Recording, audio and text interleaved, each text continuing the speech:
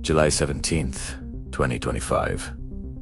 Around 5:15 in the morning, a few blocks away from St. Mary's Medical Center in Houston, Texas, two men were standing quietly near the road that led to the hospital entrance. One of them was wearing a white shirt and dark jeans, casually leaning against the streetlight. The other man stood beside him wearing a black motorcycle helmet that covered his entire face. The streets were almost empty at that hour. Hospitals usually stay busy, but early mornings often feel calm and silent.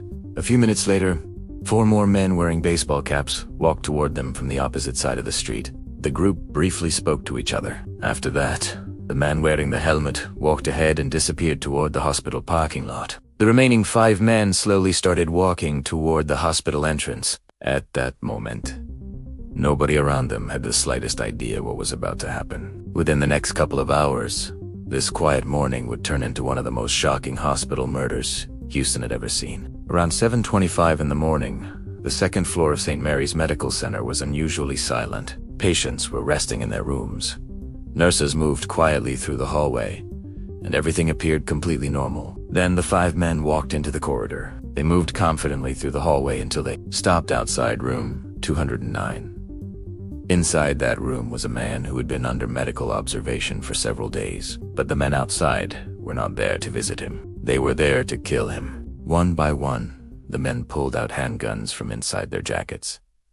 The weapons were already loaded. Without hesitation, they pushed open the door and rushed inside the room. What followed next happened in less than 10 seconds. The corridor suddenly echoed with loud gunshots. Inside the room, bullets were fired rapidly and mercilessly. After the shooting stopped, four of the attackers immediately ran out of the room and rushed toward the staircase. The fifth man came out a few seconds later, but instead of running, he walked slowly and calmly through the corridor as if nothing had happened. Within seconds, the group disappeared from the hospital building. Within minutes, the news spread across Houston. A man had been shot dead inside St. Mary's Medical Center, but the victim was not an ordinary patient. The man who had just been murdered was Ethan Carter, one of the most notorious gangsters in the state of Texas. Ethan Carter's story had started very differently, many years earlier in a small town near Beaumont, Texas.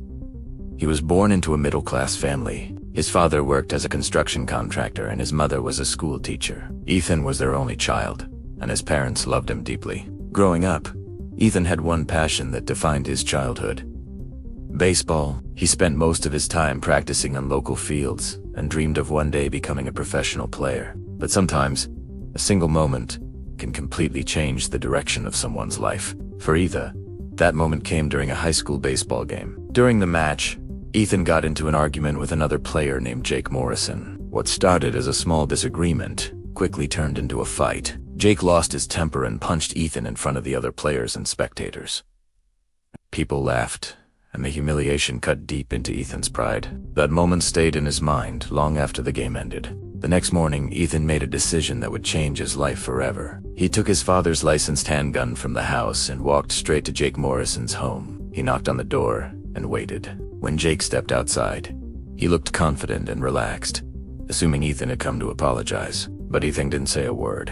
Without warning, he pulled out the gun and fired. Jake Morrison collapsed on the ground in front of his own house. Ethan Carter had just committed his first murder. Because Ethan was only 17 years old, the court sent him to a juvenile detention center instead of adult prison. The place was meant to reform young offenders, but for Ethan, it became the opposite. Inside the detention center, he spent 3 years surrounded by teenagers who had already been involved in serious crimes. Violence and anger were common there, and the environment hardened him. By the time he was released, Ethan was no longer the quiet, baseball-loving boy people once knew. He had become someone completely different.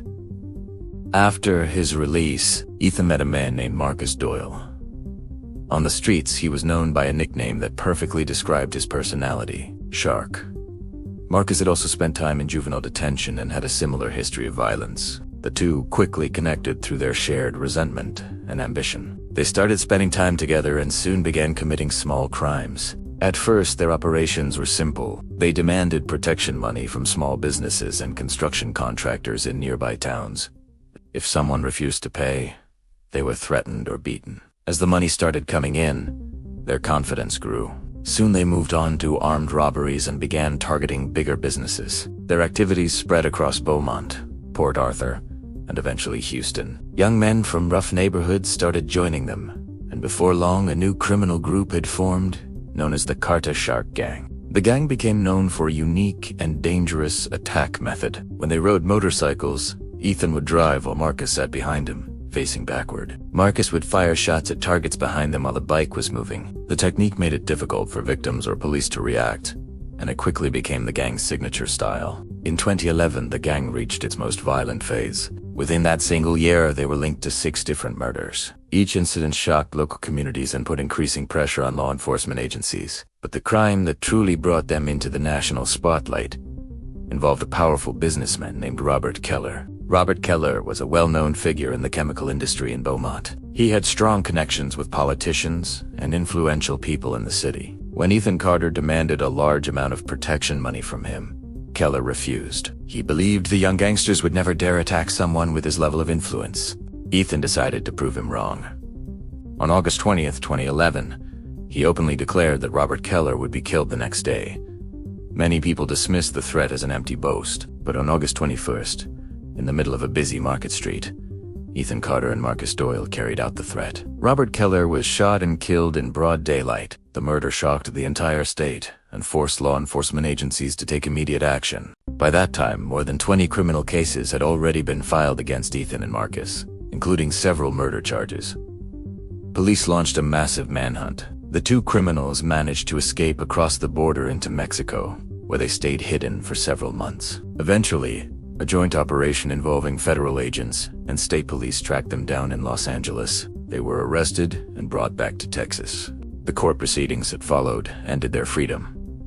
Ethan Carter was sentenced to life imprisonment. Marcus Doyle initially received the death penalty, although the sentence was later reduced to life in prison after appeals. That was the moment when their friendship began to fall apart. Marcus believed Ethan had secretly cooperated with authorities to receive a lighter sentence.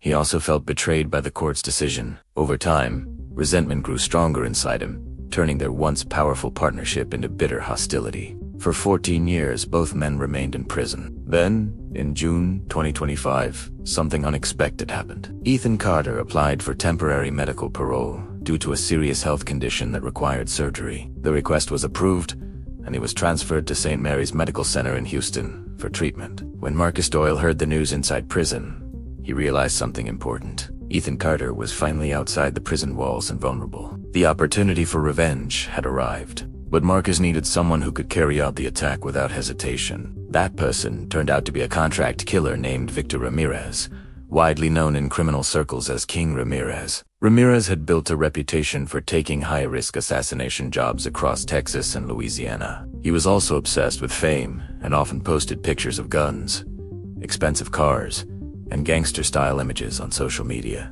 When Marcus Doyle's associates contacted him with an offer to eliminate Ethan Carter, Ramirez accepted immediately. Killing a gangster as famous as Carter would increase his reputation in the criminal underworld. For several days, Ramirez and his team waited for the right moment. Eventually, they learned that Ethan Carter would soon be discharged from the hospital after surgery. On the morning of July 17, 2025, the attackers arrived near St. Mary's Medical Center. At around 7:15 a.m., they entered the building and made their way directly to room 209.